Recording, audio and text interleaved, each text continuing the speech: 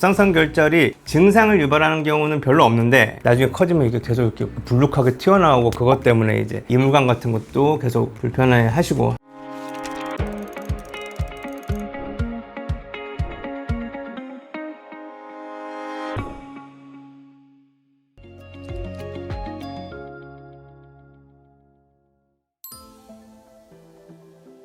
갑상선은 쉽게 말하면 요 목 앞에 있죠? 이렇게 나비 모양으로 되게 작아요. 갑상선 크기가 별로 크지가 않은데 기관지 바로 앞쪽에 위치를 하고 있고, 갑상선은 크기는 작은데 우리 몸에서 하는 일은 훨씬 더 중요하다고 볼 수 있습니다. 그래서 갑상선을 쉽게 얘기하자면 우리 몸에 에너지를 좀 공급을 해주는 발전소, 공장 같은 곳이라고 보시면 될 것 같아요. 갑상선에서는 이제 호르몬을 만들어내고 그 호르몬들이 다른 장기에 이제 영향을 미치면서 여러 가지 역할을 하는 거죠. 기본적으로 신체 대사 조절, 그다음에 성장하고 발달 이런 거에 이제 관여를 하고, 심장 박동수 이런 거 조절하는데도 중요한 역할을 하는 장기가 갑상선이라고 보시면 되겠습니다.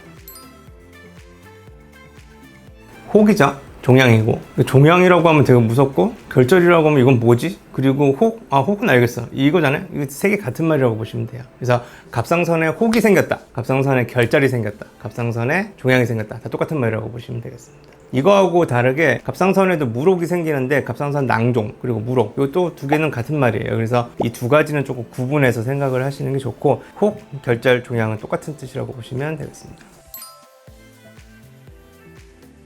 대부분의 갑상선 결절은 일반 분들이 검진했을 때 결절 있다고 나왔을 때 무슨 증상이 있어서 검사한 게 아니잖아요. 그냥 건강 검진을 위해서. 그러니까 검진을 한다는 거는 증상이 없을 때 검사하는 걸 이제 검진을 하는 거라고 하는데, 유증상으로 발견되는 경우가 제일 흔하다고 보시면 돼요. 그러니까 갑상선 결절이 증상을 유발하는 경우는 별로 없는데, 언제 증상을 유발하느냐, 갑상선 크기 아까 작다 그랬잖아요. 근데 거기서 혹이 생겼어요. 그리고 그게 혹이 점점 커지면은 결국은 이 갑상선을 바깥으로 벗어나거나 아니면 갑상선 전체 크기를 키워가지고 옆을 누를 수가 있는 거죠. 그러면 어떤 증상이 생길 수가 있냐면, 크기가 굉장히 큰 종양 같은 경우에는 목에 이물감 같은 게 느껴질 수가 있고, 아니면은 우리가 음식물 먹거나 침 삼킬 때 여기서 중간에 걸리는 느낌이 들 수도 있어요. 그리고 크기가 점점 더 커진다 싶으면은 이 갑상선 주변부의 구조물들이, 중요한 구조물들이 되게 많거든요. 혈관, 경동맥도 있죠, 정정맥도 있죠, 그 다음에 식도가 있고, 그 다음에 기관지가 있고. 혹이 너무 커지면 이 한정된 공간에서 너무 혹이 커지게 되면은 주변에 있는 구조물들을 압박할 수밖에 없기 때문에, 혹이 많이 커지게 되면 호흡곤란 같은 것도 나타날 수가 있습니다. 그리고 혈관을 누르면서 생길 수 있는 혈압 상승이라든지 이런 뇌혈압 상승이 좀 생길 수가 있고. 근데 사실 그 정도까지 증상이 발생을 하려면 바깥에서 모를 수가 없어요. 이미 커지는 게 바깥에서 보일 정도이기 때문에. 그래서 그 전에 이미 진단을 좀 받는 편이 많으신 거죠. 대부분의 갑상선 혹은 증상이 별로 없다. 이게 중요한 내용이라고 보시면 될 것 같습니다. 그럼 치료는 어떻게 하게 돼요?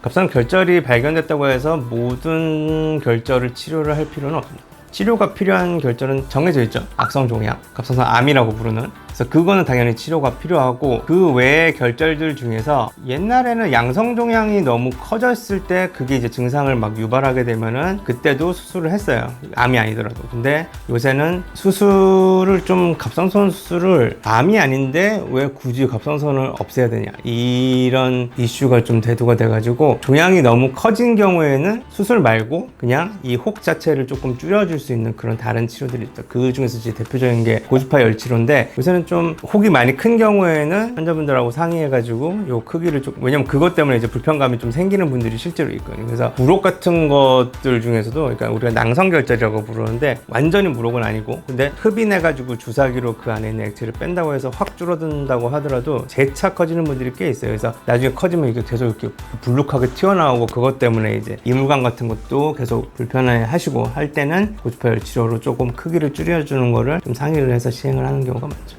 저희가 막 목을 이렇게 만져볼 때 멍울 같은 게 잡히면 병원에 방문하는 게 좋을까요? 목에 멍울이 만져지는 거의 대부분은 사실 여기에요.